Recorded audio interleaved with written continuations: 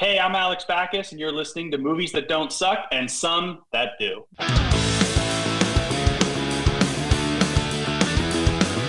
It's a show by Chris and Neil with all great movies. They are the real deal. We watch them all, so you don't have to. It's movies that don't suck and some that do. Ladies and gentlemen, boys and girls, listeners of all ages, welcome to another episode of Movies That Don't Suck and Some That Do. My name is Neil. And I'm Chris. And today we are giving you a review and another interview. So again, from the Panic Film Fest. And if you guys don't know what the Panic Film Fest is, well, I don't know how you don't know, because it's been going on for 10 years now. This is the 10th year anniversary. It is the Panic Film Fest in North Kansas City. It is literally at the Screenland Armor, one of the greatest theaters in the entire United States of America, if not the entire planet. I'm with you on that. Yeah, right. Yeah. It is. They're fun. The people there are good. They are avid movie watchers. You can find all the information out about Panic Film Fest at panicfilmfest.com or Facebook/Panic Film Fest. Now, at this time, the movie that we are going to be reviewing this week is not a movie, but A short film. A short film. It is just a nice little 10-minute short film. Called That's Our Time. Now, we're going to give more information about it out here in a little bit. We don't have any clips because the clips would ruin it. Everything else would ruin it. So we'll talk about it in just a couple of minutes. But first, me and Chris are going to inform you about where you can go to see little shorts like this during the Panic Film Fest. Now, Chris, what is it called on panicfilmfestival.com that you can go to? Well, there's a virtual schedule you can buy tickets for, and that's they'll have you download an app called Inventive, and you can see the shorts there. Also, if you go to the Gather, which is also in their link, and they have little screening rooms where you can watch short films there. It's all really cool the way they do it. So go to panicfilmfest.com. You'll find the link for the Gather. You'll find the virtual schedule. And by the time this comes out, it might be over, but stick around for next year because it comes back every year, and it's always fantastic. And they have a ton of t-shirts. I just clicked on, including if you're not watching the video right now, I'm wearing one right now of this year's Panic Film Festival. Killers, aren't they? They're the best. They're killer. They got ones. They even got movie ones too, of like Halloween, Nightmare on Elm Street, The Shining, Evil Dead, stuff like that. They have looks like Panic Fest shirts going back for at least the last 5 years on here. Yeah, at least. Yeah. At minimum. I got like 5 of them. I do have like a shirt for every year plus other stuff. So, yeah, man. Oh, my gosh. So it's really cool. Guys, make sure to go to panicfilmfestival.com. Now, the person that we interviewed for this episode is none other than Alex Backus. I was going to say his name. I was hiccuping. Thank you very much, sir. Thank you, Alex Backus. Now, Alex Backus, if you don't know, not only created this short, he created a short called Kick, which you can go find that on, I would think it was on Vimeo. Or Alex Does Stuff, his website, Alex Does Stuff. Is it Alex Does Stuff? Yeah. Oh, yeah. AlexDoesStuff.com. He has a bunch of his stuff on there, including his work with Star Wars, The Old Republic, the online gaming, the Elder Scrolls online gaming events. He did that. One that he named after me called the Blackwood. No, he didn't. He didn't know me. He didn't know that I existed at that point. Yeah, but Neil's going to get some reparations, hopefully.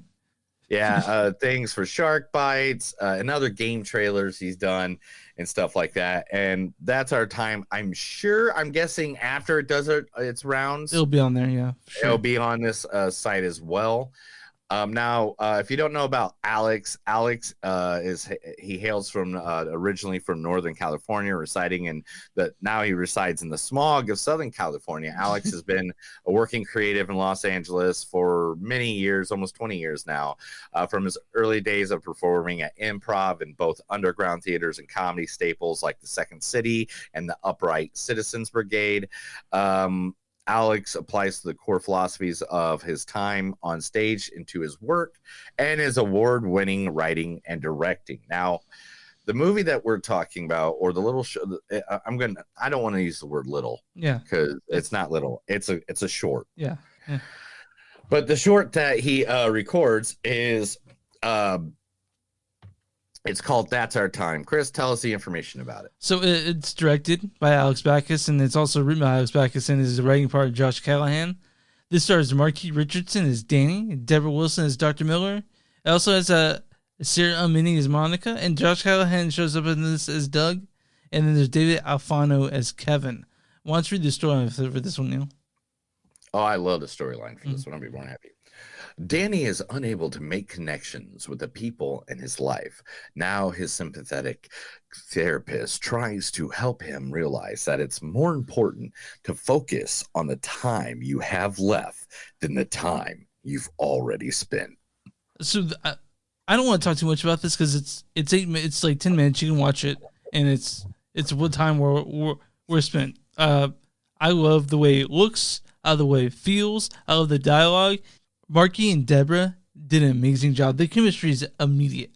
For just a 10-minute film, I felt like I knew both of them after a minute and a half into this. Yes, and the dumps and dives that goes through this, like by any means, the best way to say is it has a twist. And I don't want to ruin the twist. We don't want to ruin the twist because believe me, it's one of those that Alex explained it best when we have this interview with him in a little bit. Is that when you're done, when the credits hit, he wants to hear the whispers. He wants to be like, oh my gosh, did you see that? Did you see that coming? Did you see that? Understand it? He wants people to talk. And during this, if you don't think you're going to talk, man, I don't even know. In fact, the best way to say this is just you have to find That's Our Time. If you don't find it now, I'm going to tell you right now, he is actually working, and like he'll say in this interview coming up, he is working on creating this into a full feature film, which, gosh, even this 10 minutes feels like a full feature film. And and I'm not saying that it's because it feels long. No, it just feels like you saw a story. Yeah, you get a complete story and you get an idea who these characters are just in the short time that you did it, which is really impressive. Yeah, and I mean, it has to be because, you know, he wrote a story called Blackwood at one point, and that must have gave him the influence for everything that he did. But we do have to give you a little warning. In this interview, we do butcher his name the entire interview. I feel bad about it. We feel bad because he didn't even correct us. He said it right at the end, and that's when we caught that we were butchering his name. And it was both of us. It wasn't just your favorite host, Neil. It was also your second-rate host, Chris. And but we literally butchered this dude's name. Yeah, we're sorry, Alex. We're sorry, and Alex. we apologized for him. And he's like, you don't even have to tell him that. You know, it's okay. I'm okay. And I was like, okay, well, we don't have quotes for this one because we don't want to give anything away. And to be honest, the best way to do this, because there's not going to be a rating system on Rotten Tomatoes because this is a short. There isn't going to be anything like that. So the best way to say is, I give it a 10. It's a 10. A 10. No, it's a 10. Yeah, it's a great short. You guys should really check this out. We'll let you know when it's out available, like we do for all the paying film fest movies we do. Whenever they're available, we shout from the mountaintops. But keep your eyes peeled for That's Our Time by Alex Backus. And to be honest, if we're giving it a real rating, I'll give this like a 4.8 all day I'm with you long. on that. It was fantastic. Yeah, this because for being 10 minutes, you get you get some character depth, and you just don't see what's coming. It looks so good. This thing was shot so well. The cinematography in this and is the set ridiculous. Decoration, everything about it, man, it's just fantastic. Is the second. And again, this is his second time directing real humans. Like usually he's done video games, he's done cartoons, and he's done stuff like that. But you can already tell he's going leaps and bounds. If we don't see something crazy from Alex in the next 5 years, I would be like, I would 100% not. We'll email me. It's like, where's your shit, dude? We love it. Yeah. And then we'll find out that he's like a crackhead in an alley, because that's literally the only way that this guy does not get some great art. He's driven, some man. great films. The guy's driven. He's driven. We could tell it in that. So that's our review of this. We don't want to spoil too much of it, but it is called That's Our Time. It was on the Panic Film Festival website, but go to Alex Does Stuff. AlexDoesStuff.com. He has a whole list of stuff there with it advertised there. If you can't find it there, literally find it. I don't care how you find it. I don't care if you decide to become a pirate for a day. I don't care whatever you have to do. This was worth all 10 minutes of it. I don't know if it's worth 10 years, but it's still worth 10 minutes. Yeah, for sure. But and so just leading into now, this is our interview with what's his name again? Alex Backus. Backus. I keep on messing Yeah, that me up. too. Yeah, Alex Backus. And you'll notice that the entire time during this interview coming up. Alex Backus, everybody. Here's the interview with him for this year's 2023 Panic Film Festival.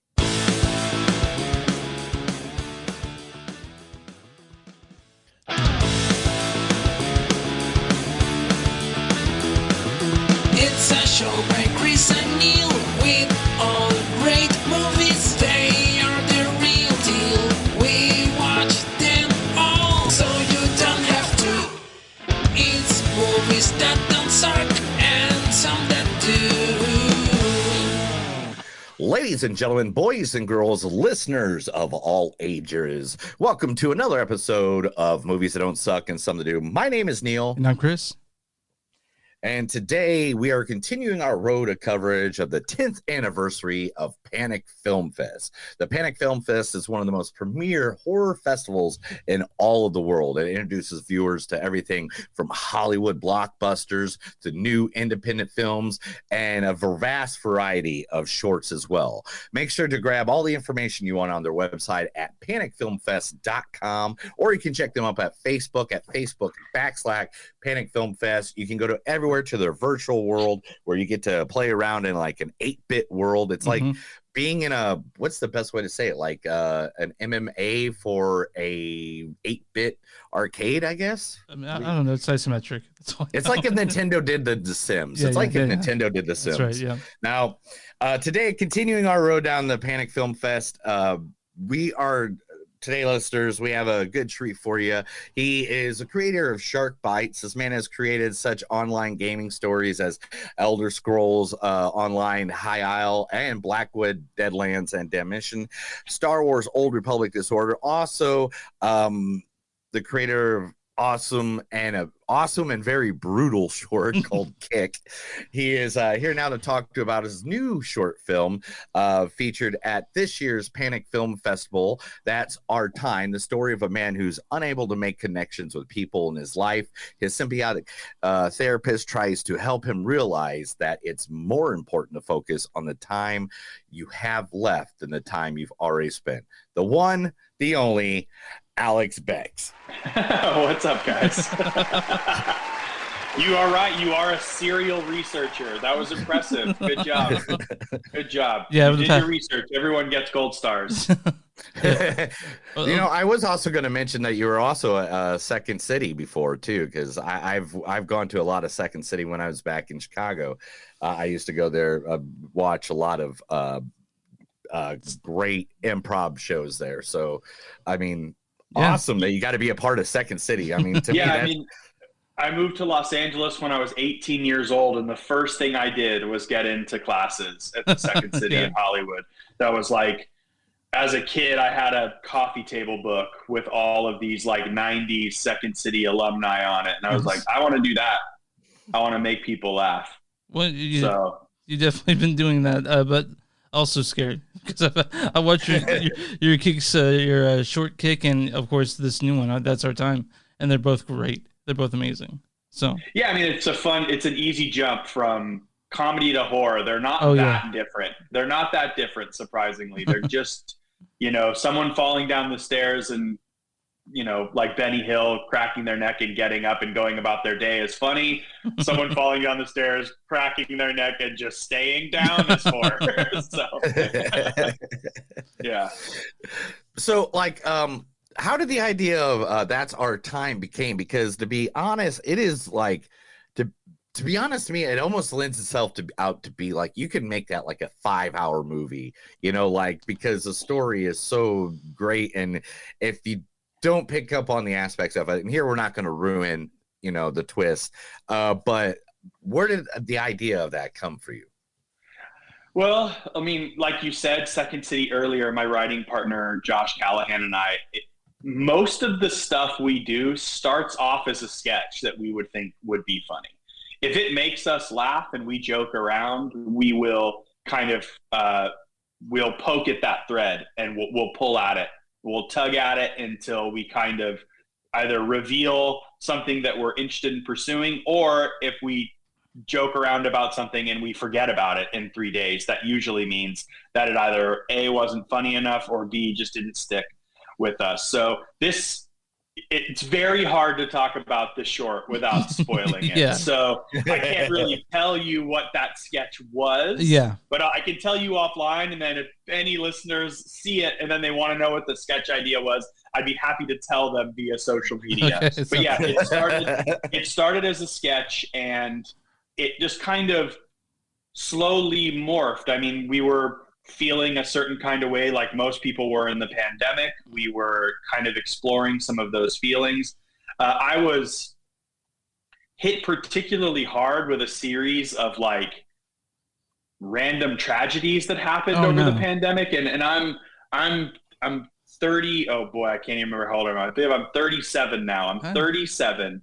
And it was kind of my first good year of like, oh my goodness, like friends are getting sick that are my age. People in my life that I've known for a long time are tragically passing away. It was just like kind of a strange, just kind of being surrounded by stuff that, for lack of a better word, I was privileged and blessed to not have experienced a lot up until this age. And I told Josh, I said, I just want to explore some of those themes. It seems like if the universe is telling me all of this and showing me all of this, I probably need to look inward. And like any artist, usually I kind of turn to my art to help me process things that are particularly difficult. Yeah. How did Marquis and Deborah Wilson get involved in this? Because they were incredible. They fit the roles so perfectly. Marquis is a dear friend of mine. Oh, so nice. I've known Marquis for a long time. His wife is very good friends with my wife, and we had always wanted to work together. But just the right thing hadn't really come up. But when Josh and I finished this script, I sent it to two people. I sent it to my producer, Steve, and I sent it to Marquis. And I said, Marquis, I think that this might be a good one for us to work on for the first time together. If you're interested, give it a read and let me know. And he gave it a read. He got back to me like, I think either the next day or 2 days later, and just said, I gotta do this. This is perfect. This is exactly what I've wanted to do in my next steps of my career. And I said, well, then we're speaking the same language. In regards to Deborah, that was a little bit more of your traditional casting process. All right. So we knew we needed our therapist to be somebody that Marquis' character, without spoiling anything, would sit down with and be so intrigued by her that she would almost envelop him with her philosophy. And when you meet Deborah, like Deborah is so supremely 100% authentic to herself that it could only have been Deborah Wilson. It was my wife's idea. She said, I just ran into my friend who's doing a video game with Deborah Wilson, and this therapist you're describing sounds like Deborah Wilson. And I said, Deborah Wilson is such a stroke of genius for this therapist. And we shot Deborah an email, and Deborah read the script. I had one call with her, and I could tell right away that she was super into it. And yeah, we just kind of went from there. So, I mean, a lot of it was just kind of emailing people, sending stuff out, having them read the material first. I think if I can speak for Josh and I think a lot of people who make short films don't quite understand this, which is the importance of a good script before you start making it. that makes a world of difference when you're in production and in pre-production, because if you have a strong script and you've done the work there, people will A, try to elevate to that, and B, you're going to attract the type of talent you want to be working with Right. if they're reading a script that is already compelling. Mhm. If they can see the vision in the script, you've already done your job. So, I watched this. I've probably watched it 4 or 5 times now, and I was watching it last night. My wife walked into the room, halfway through it, sat down, and she was looking at her phone. By the time it was done, she was looking at it. It's like, "Can you restart that? That was fucking cool as shit." So, Makes me so happy to hear. Yeah. It's really, honestly, it's really hard to get my wife into watching something new, and to know that she was so into it was a testament to how good That's Our Time is. One of the things I really noticed when I was watching it is how quickly you're able to flesh out a character. Like a minute and a half into this thing, I sort of felt like I knew who Marquis was and who Deborah was. I sort of got an idea of how they are. So how are you able to flesh out a character in such a short time? Improv, man. I mean, when you learn to, again, I preach that gospel for anyone that wants to get into writing. Josh and I met at the Second City. That's where we learned. I would have never considered myself a writer. I have the worst grammar on the planet. I got ADHD in a way you cannot understand.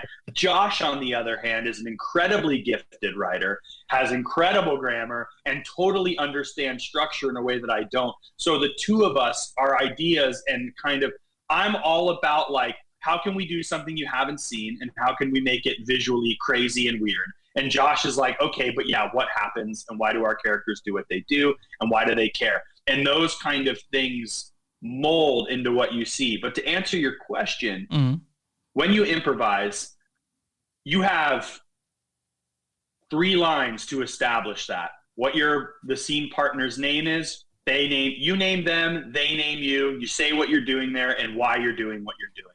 And if you can get that out in your first 5 lines, then the audience can go along with you as you make up this story. But if nobody's clear on what's going on, we've all seen bad improv. It's usually because you don't understand what's happening in the scene. And if you don't understand, there's a good chance they don't understand, the improvisers.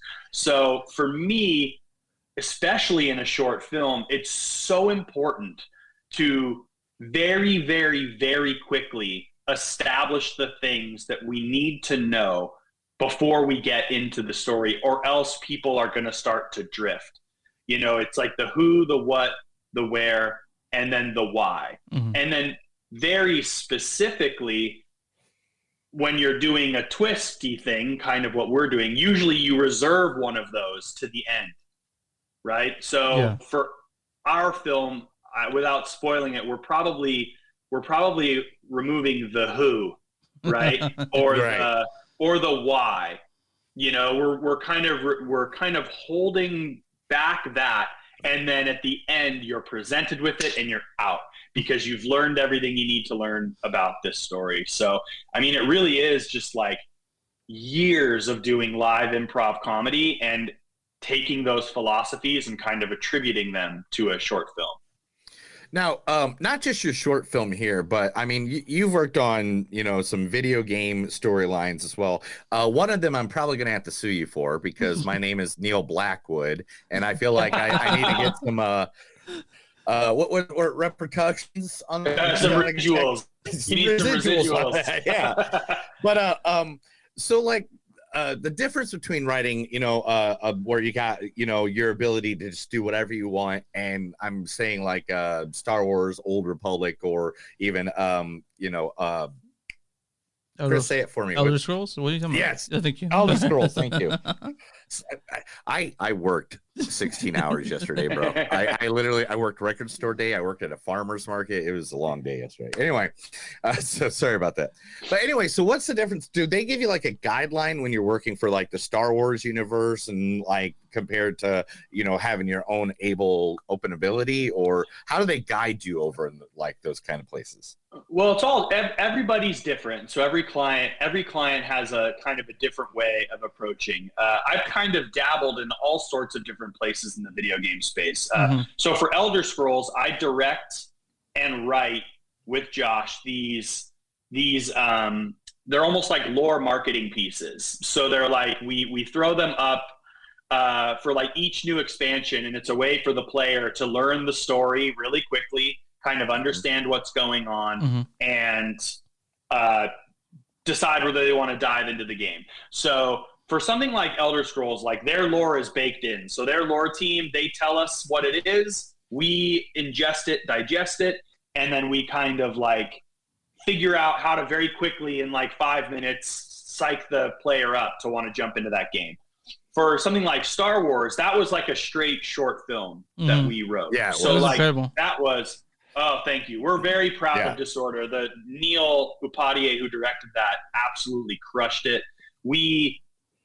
For something like Star Wars, that was I would say just kind of like, we're thinking something like this, and then kind of go off and write something. And then you deliver drafts to the client, which in this case was BioWare and Lucasfilm, and they would read it and they would send back notes, and we would refine and refine and refine until usually, even if you're always going to get to the deadline, like the last available second to work on, just because like, why not? Why not keep trying to make it as good as possible? Very rarely are you like, dang, we beat our deadline by a week. Like, no, you're going to be working on that to the bitter end. And with that, Josh and I sat down and we just said, okay, like if we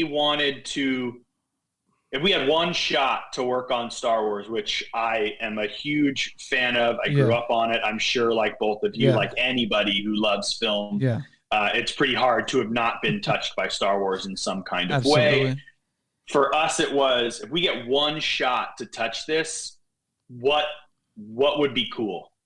Like, what could be like, how cool could we make it in 8 minutes? Right. And then we worked with Neil, a couple of other on-staff writers that were kind of coming in and out and working with us and creating it. So for that, it was much more of a traditional scripting process. And then when I work on a personal thing, the beauty of it is I don't answer to anyone. I only answer to me, my taste, Josh's taste, and anyone that's working on the project or someone who I send the script to for notes. I mean, that's the dream, right? That's why independent filmmakers make the films that they make, is because they don't have a corporate entity over them telling them what to do. I mean, that's why when you go to a place like PanFest, there's a huge difference between the independent films you see and something like Renfield. It's not just money and budget and Nicolas Cage. It's also, there are 8 production companies brought on to fund the thing. There are multiple producers, creative producers, executive producers. You've got something as simple as like, hey, we can't show that thing in this country, so you've got to change that. So there's so many things that come in when you're making something for the studio system. And then when you're making something on your own, like That's Our Time, it's really just all about what is going to surprise me and delight me. And if I get one chance to like put something on screen for an audience, I want them to kind of see me in it. You know what I mean? I want them to see my taste. I'm not doing something to please them. I'm doing it to please me. And in turn, if I like this thing, someone else is probably going to like this thing. I think that's the big difference, is that you're your critic when you're making it yourself. And Alex, that's exactly how this actually podcast started. Me and Chris noticed that there weren't people out there reviewing movies honestly. Instead, you got your critics that are like, oh, we're trying to make this sound better for this studio. And in fact, me and Chris met at a D&D group. That's how we met. And the first movie that we reviewed together was I, Tonya and The Last Jedi. Were the 2 movies that we reviewed on our first episode. which The Last Jedi. Never heard of it. Did people talk about that? And someone talked about it somewhere. Yeah, somewhere I saw that somewhere. Something about some guy named Luke. I don't know who that guy is. So, like, are you working on any other, like, any video games or anything coming out soon? Because you do have a good history at this point. I'm directing some stuff right now that I can't say, but I'm working on some more stuff. Most recently, I did some very light story work on the new Need for Speed.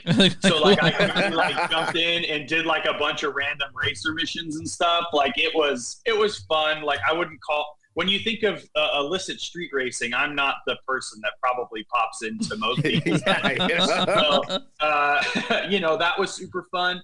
But mostly right now, we are just really actively working on a feature film based off of this short film. Oh, we are fucking awesome.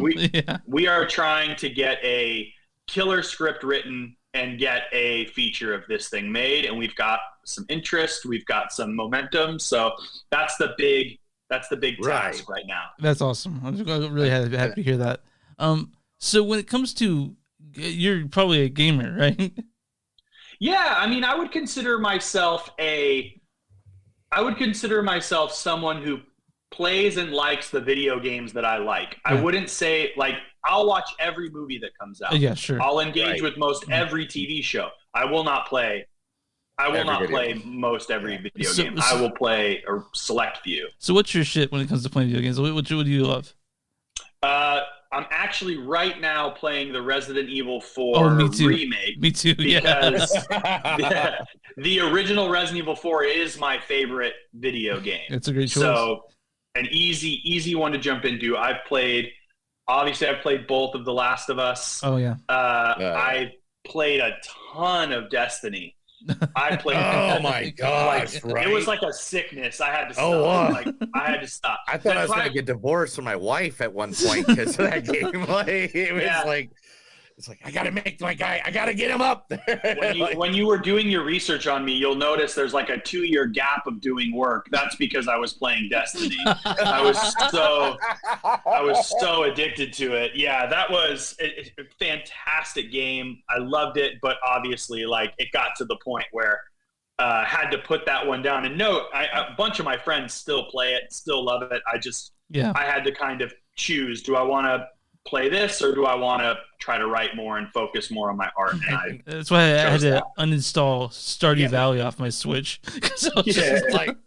Like literally with me, I had to give myself the rule: if it doesn't have an ending, I can't play it. Yeah, it has to have an ending. That's a good philosophy. So I'm mostly just playing stuff that has an ending. Yep. Because my wife would be like, "Did you beat that?" I'm like, well, you don't really beat that. And she's like, "Ugh." And just walk away. Yeah, I was like, that's not the answers you wanted to hear. Yeah, so my wife says the same thing about Binding of Isaac. I'm like, no, not really. You don't ever beat it. Now, jumping back to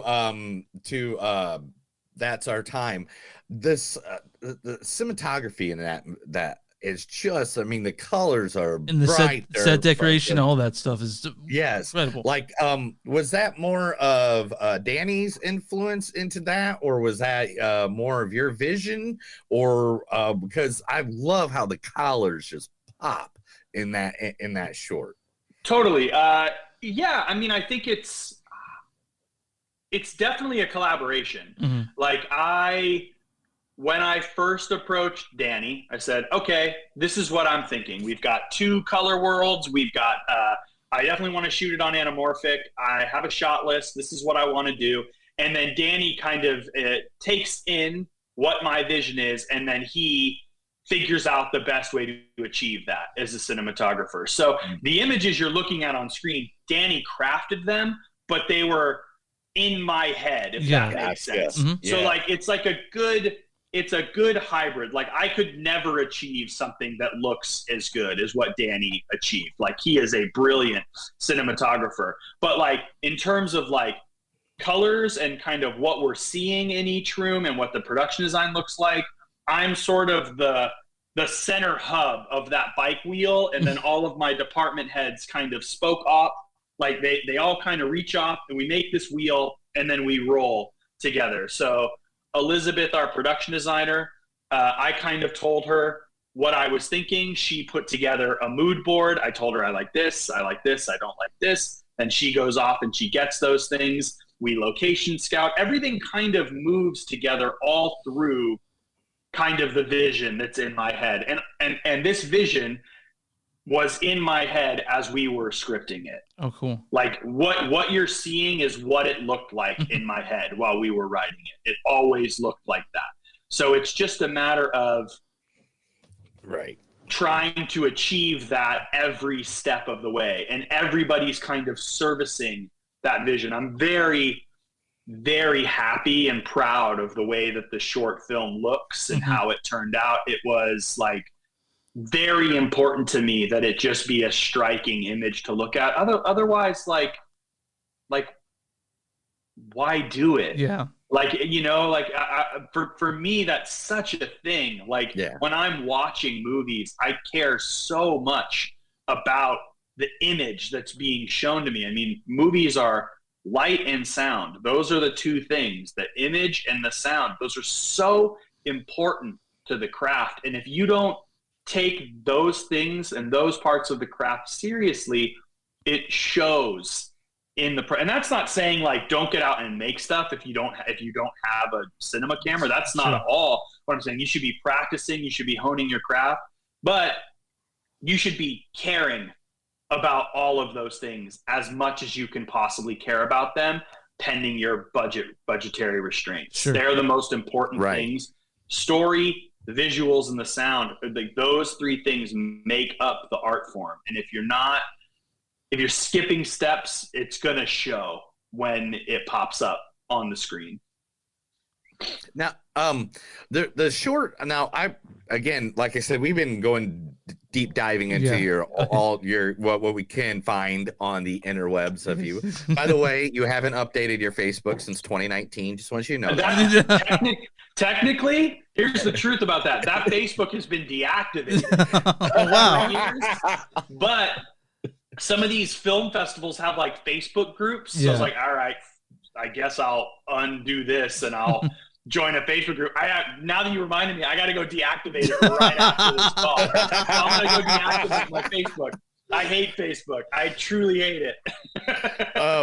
So when we're looking into some of your stuff, one of the things that definitely popped up was the short that you made called Kick. Yeah. And to be honest, again, I love the idea of the short Kick. Kick is weird, man. It is weird. A strange one. But I was just like, okay, cool. All right. Oh, I love the little details. I love the little details, like with the book she was reading before she went over the house. Like, yeah. We catch up on these things, and so, like, was filming this that's our time like different than how you filmed Kick, or was Kick kind of like your first time doing like a real life filming? Kick was my first time directing a narrative short film. So like Kick was my first time story shooting, get it onto an editing suite, edit it, and get it into film festivals. Now Kick is not my story. So I directed Kick with my dear friend Tanner, who had directed tons of shorts.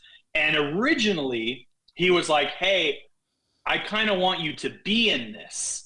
I want you to be in Kick. And I said, man, I'm just not acting anymore. I don't really like it. I want to step into directing. I want to start directing more. I'm much more passionate about it. And Tanner said, great, you want to direct it with me? I just want to work with you. I like working with you. So the idea had already been baked in. Patty Doheny had written the script, and we had started working on it. And the original story, for those of you listening, it's about a young woman who's pregnant who goes over to her neighbor's house because she hears some noise, and kind of chaos ensues from there. The original story was a man goes over with his pregnant wife sleeping, and he's like, you need to keep it down. My pregnant wife is sleeping. And we got a note. Again, we send out the script looking for opinions from our close friends, and someone said, I got to be honest with you. I feel like the more interesting version of this story is the pregnant woman goes over to tell people to shut up. Yes. Yeah.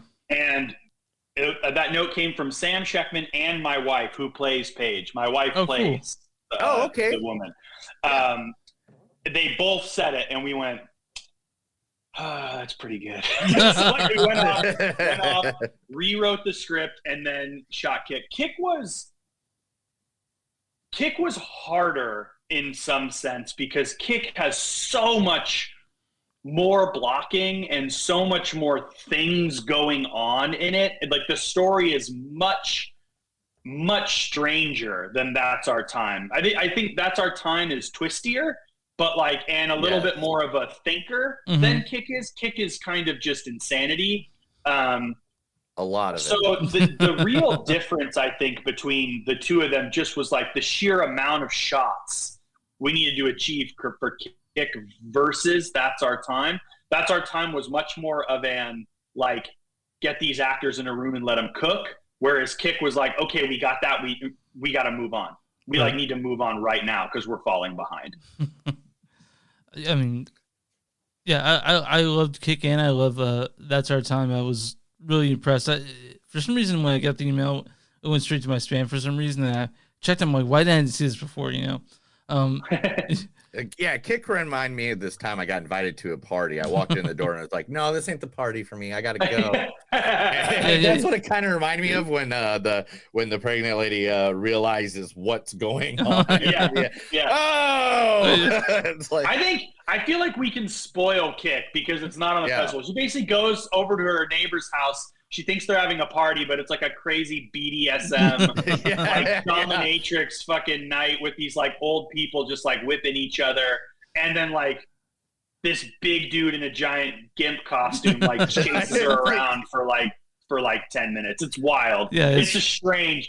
It's and I repeat, it was not my story. It was not my story. We have a friend named Jeff that I'm gonna buy that costume for. Oh, yeah.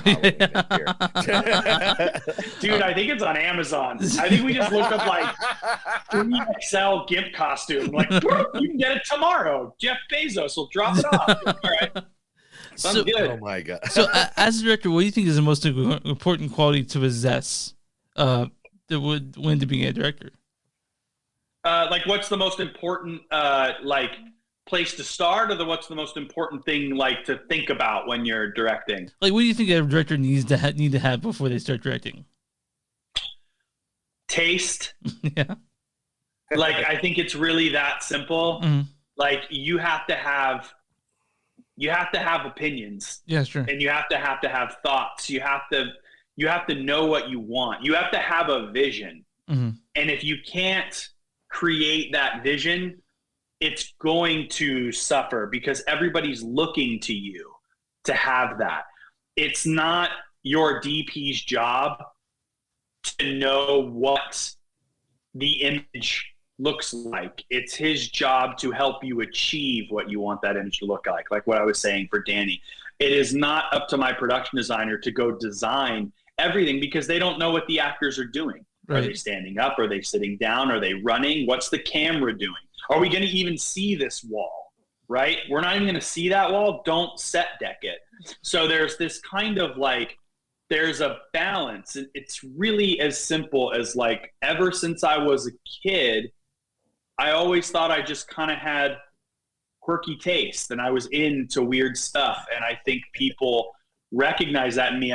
My mom always laughs because when I was in middle school, late middle school, early high school, like I had to get like a suit for like, weddings and family shit and going out to dinner and all this stuff that I never cared about. But you know what I hated about suits were when I was younger, fat ties were really popular. You guys remember these like Warner Brothers, fat silk ties? And I was like, these are whack. I want like a skinny tie. I want like a little thin tie, like a little Reservoir Dogs tie. Give me a little, and my mom was like, Alex, they don't sell those anywhere. You're going to have to go to like a weird thrift shop in Berkeley to find that. I was like, that's what I'm going to go to Berkeley. It's like, go to Berkeley. I get a little thin black tie and I'm wearing that. And everyone's like, look at this. He looks like a 1960s greaser in this stupid tie. Everyone was like judging me. And I was like, my skinny black tie is cool. And then like 4 years later, like fat ties were gone.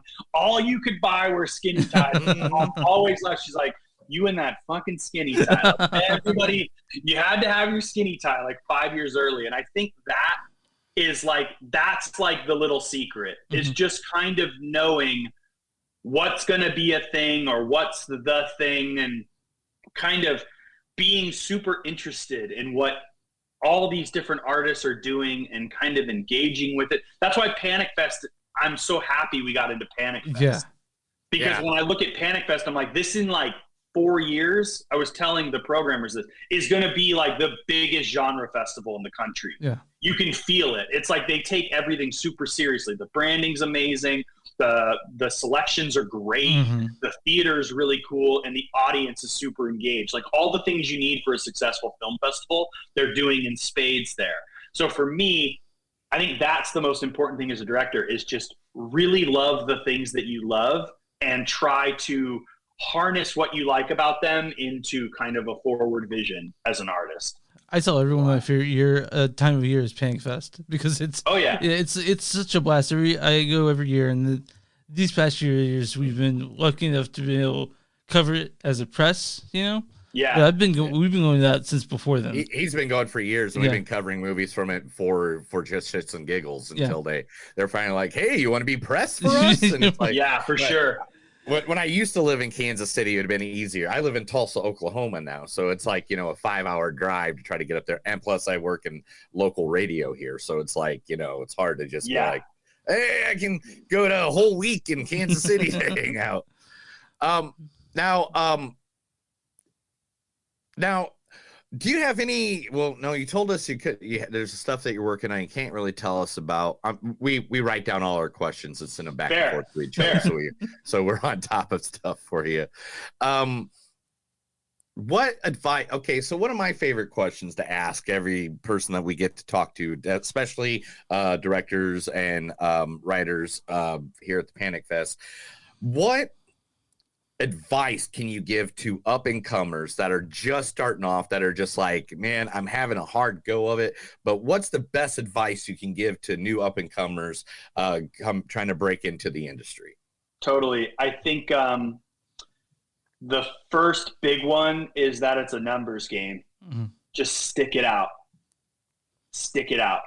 As hard as if you got to work 3 jobs, work 3 jobs. Stick it out. Because that's what separates people, are the people that, I jokingly say, like, I have a sickness for wanting to do this. Right. And I am just like feverishly, ferociously just trying to achieve that dream at all times. And you have to want it more for yourself, because nobody's going to give you permission to do it. Nobody's going to try and do it for you. So really, like, honestly, the best advice is just stick it out. And if you're referring very specifically to like people that move to LA, it's find a community as quickly as you can. Get into an improv class, even if you're a director, get into an acting class. Get into a class, get around like-minded artists and individuals, make friends, work together, stick together. Like, I don't mean networking in the gross Hollywood networking way of saying it, but also I do mean that a little bit. Create a network of friends around you. See movies together. Go out to dinner together. Talk about movies. Talk about art. I have a dear, dear friend who's just like my directing friend who I see movies with, because she will go see everything. It just doesn't matter. She'll go see it. And I think that, like, even having that is super, super important. And watch everything. Do not just watch what you like. Watch everything. Challenge yourself. Like, I love I love Marvel movies. They're great. I see everyone in the theater. I haven't loved them so much lately, but I do love the MCU. I see all of them. But I also go see like every art house movie in the theater. Every A24 movie, that's what me and Chris, why we work so well on this podcast, is because, as you can honestly see, I'm more of the comic book nerd, and stuff like that. And Chris is more of the artistic, Chris will send me a movie and I'll be like, okay, why the hell am I watching this, bro? Why am I watching it? And then I'll watch it, and then we go to do the review for it, and I'll be like, dude, I love this movie. Like, I can't believe this is the weirdest fucking shit I've ever seen. But, yeah, man, let's do more of this.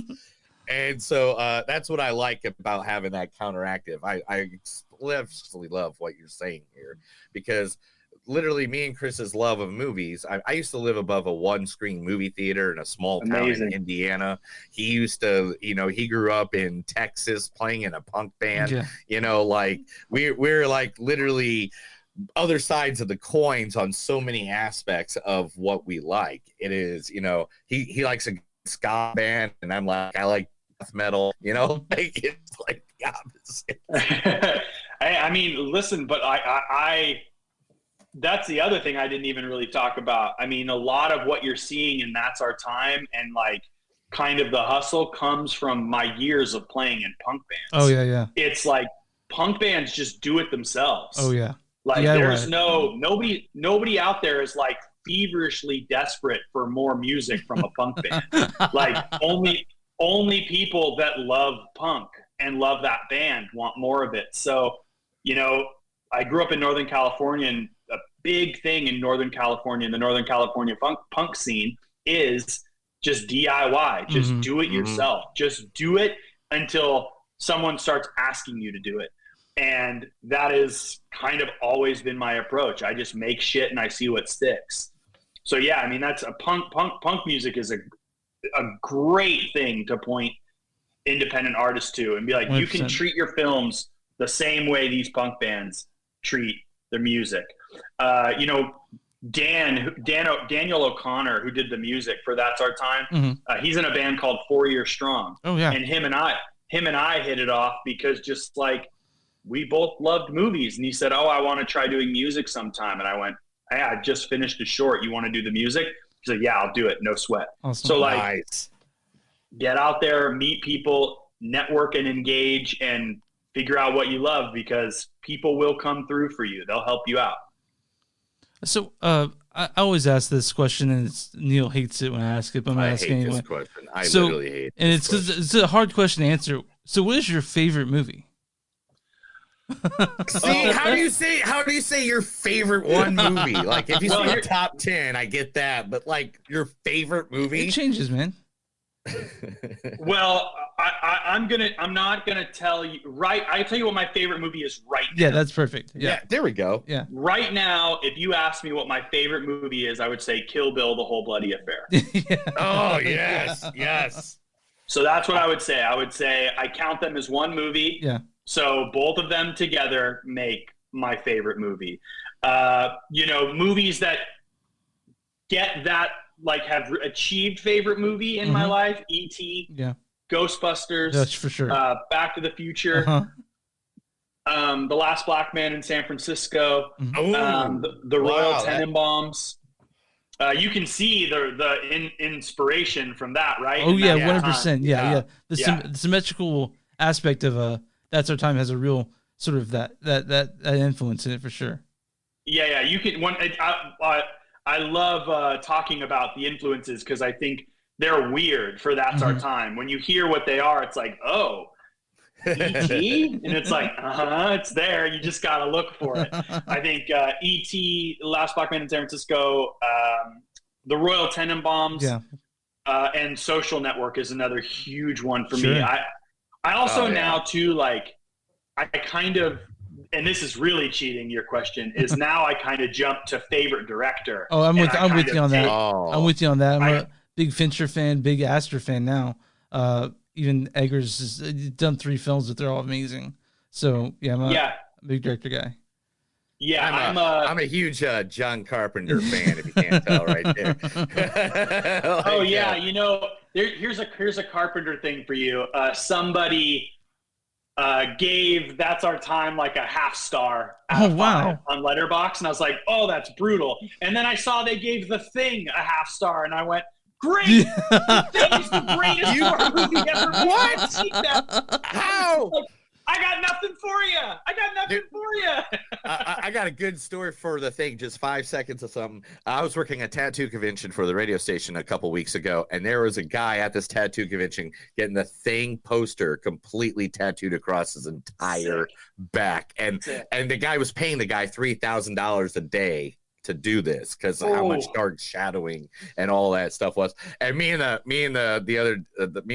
radio DJ were just like looking at this like, dude, what the, like, that's like $9,000. He goes, for your whole back. I go, yeah, I guess $9,000 for your entire life, because you're not gonna be able to cover that one. Yeah, for sure. That is commitment to a love for The Thing, which is, again, I actually just saw The Thing for the first time maybe a year and a half ago. Mm-hmm. I finally watched it for the first time. It was one of those ones that everyone had just been telling me to watch. And I was like, yeah, I'll get to it. And then finally, one Halloween, I was like, all right, I'm doing The Thing. It's time for The Thing. And of course, like, I was like, it holds up. Like, it holds up so well. I don't know that they didn't have to remake it. It holds up now.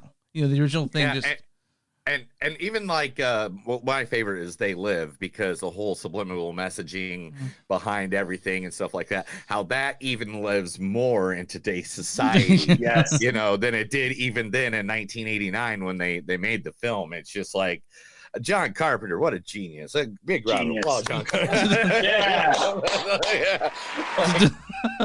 Big round of applause for John. All right, John. You did it, John. So let's see. Did we go through all the questions that you wanted, Chris? Yeah. We got anything else we're trying to look at? Only thing. Also, when we have a guest on the show, we'll always ask them to say something for us. So, Alex, could you just repeat this? Say, hi, I'm Alex Bax, and you're listening to Movies That Don't Suck and Some That Do. Great. Yeah. All right. We're ready. Hi, I'm Alex Backus, and you're listening to Movies That Suck and Some That Don't. Wait, is that what it is? Movies that don't suck, and I reversed it. Right. I'm going to read it on my screen right here. Sounds good. Movies That Don't Suck and Some That Do. Yeah.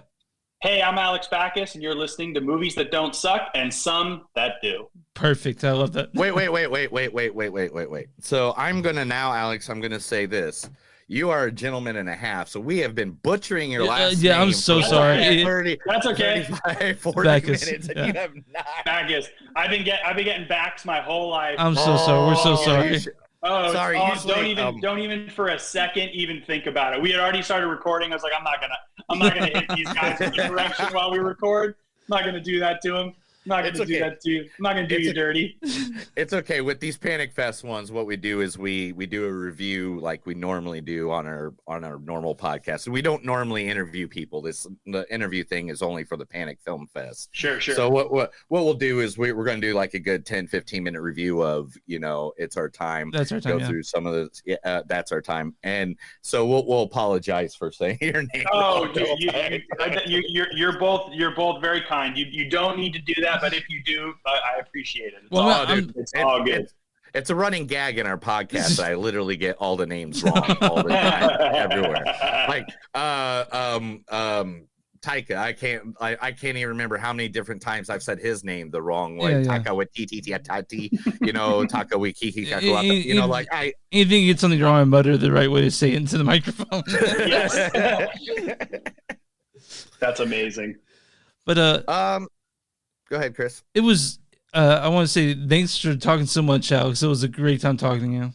Really appreciate it. Thanks for having me on, boys. I really do appreciate it, and thank you for the kind words about the film. I've worked on that thing for 17 months, and now that people are finally seeing it, it feels really good to hear people kind of respond to it in a really positive way. So Really, thank you so much. Oh, no problem. And I really hope you do get this to make a good full length film, because I feel like there's a lot of things you could go into, like Fingers crossed.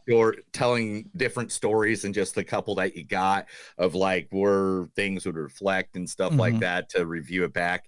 It's kind of like, I want to say it's almost like Sixth Sense, if you want to say that in a words, you know, or it's just like, some people are going to maybe see the foreshadowing. I'm not going to say some people saw foreshadowing on Sixth Sense, but some people I know did. But it seriously just lends yourself to like really think about all the different aspects, especially when it all comes to the conclusion at the end, because it really shows that you're looking at through one set of eyes, but literally if you're looking through a totally different set of eyes, it inspires discussions just outside the movie. Just seeing it to me, it's begging to be talked about after you're done with it.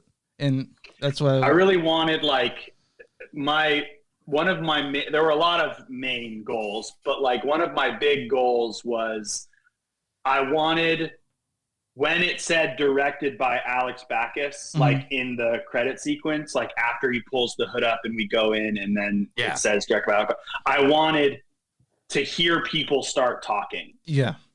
Like, that's what I care. I was like, if I hear people go like then I've done my job, because I know that when I finish a movie that I love, the first thing I do, because I haven't been talking for 2.5 hours, I lean over to like my wife and go, that was fucking sick. Right? Like, or something's awesome. Like, so for me, that is like the main thing. If people are just like, even if they're like, I hated it, it's like, at least you engaged with it. Right. Like, I won't say anything, but I think it sounds like you saw Beau is Afraid, because you were talking about RES. Yeah, I saw it. Yeah. So I've seen Beau is Afraid, and like, dude, that audience, like, you want to talk about a strange post, like a credit vibe in an audience. Like, I heard like there were people that shot up immediately and like ran out the door. Yeah. There were people that were like, I guess I'm just going to sit here through this whole credit sequence. It was such a strange thing. So like, that's a perfect example of like, you elicit something. Yeah. As long as you elicit something, you've done your job. Yeah, I'm still trying to figure out how I feel about Beau is Afraid, but same. I'm leaning towards liking it. I think that's where I'm going on that one. I'm leaning towards that it's not for me. Yeah. But I can recognize why it is going to be for some people. Yeah, I'm with you on that. Yeah. See, this is the kind of films he makes me go watch. Like this, Beau is Not Afraid is one of them that we haven't reviewed yet because of all the Panic Film Fest. And he's like, well, this is the movie you need to go see. But it's like, dude, I really don't have 3 hours right now, bro. And bro, you need 3 hours, because that is healthy 3 hours. Yeah. Like, okay. So it's Evil Dead Rise, and then the Beau is okay. There's masterclass of filmmaking in that thing. Just something that you'll never see anywhere else. Yeah, you're never going to see anything like it. Like, it's definitely, just as a movie lover, you should see it. But just know, there's a good chance you walk out of that theater and you're like, man, fuck Chris for making me watch that. or you're like, damn, that was wild, and I can't wait to talk about it. Oh yeah, I can't wait to talk about it. Like two movies I always respect us back to is Requiem for a Dream, The Whale. Like, great movies, awesome movies. I will never watch them again. I will tell you to go watch them because they are good freaking movies. But I will never sit down and watch those movies again, because it got me some feelings in my insides where I'm like, okay, I don't feel good about anything I do in life now. Well, this one is going to be no different, unfortunately. So enjoy. Yeah. Enjoy. All right. Well, I'm glad I live in Oklahoma where everything's legal. Alex, it's been great talking to you. Thanks for coming on the podcast. Thank you so much for having me. And when you guys post it, let me know. I'll blast it out on all my socials and stuff. That's great to know. Yep. All right. Okay, yeah. Chris is the one that does all the editing, so he'll get us all sounding good. I'm producer. Yeah. Some things might be mixed around, so you sound like you're saying different things to us. Like, no, I don't. No, definitely, because I need to know when the check is in the mail for my Blackwood Elder Rings. But no, Alex, man, it was a pleasure. Thank you so much. Yep. Keep creating because we love watching. And we'll champion everything you do. No problem. I really appreciate you guys. Thank you so much. Hey, thank you. You have a good day, man. All right, later. That's another episode of Movies That Don't Suck and Some Do. My name's Neil. And I'm Chris. And guys, no matter if it's a long time, a short time, a middle time, and how many times that you see this time and that time and this movie at that time, remember that today, that's our time. So have a good day.